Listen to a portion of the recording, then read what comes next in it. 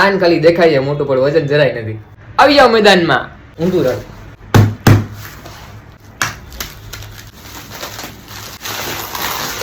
Packing છે ચિત્તા જેવું એકદમ જોરદાર.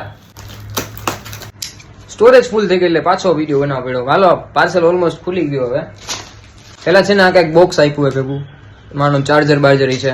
આ છે ખીલ્લી બિલ્લી, નીચે આવી જા ભાઈ. આ હે RGB લાઇટ 24 સાઇન.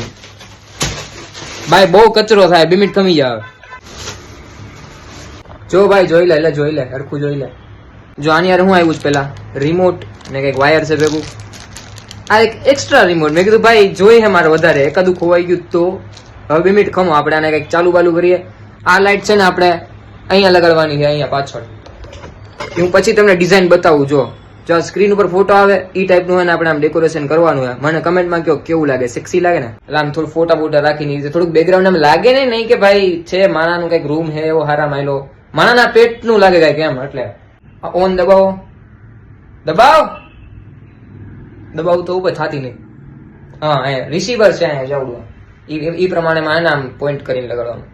જો પછી આ કલર બદલે, આ લાલ લાલ લાલ લાલ, પછી ગ્રીન, પછી બ્લુ અને આ વ્હાઈટ. આપણે વ્હાઈટ જ રાખવાની છે. અલગ અલગ લાઈટો ભાઈ થાય, બીજું કાંઈ નથી. આ રિમોટ છે, આ લાઈટ છે અને હું છું, બસ. હવે આપણે છે ને અહીંયા લગાડી દેવાની છે.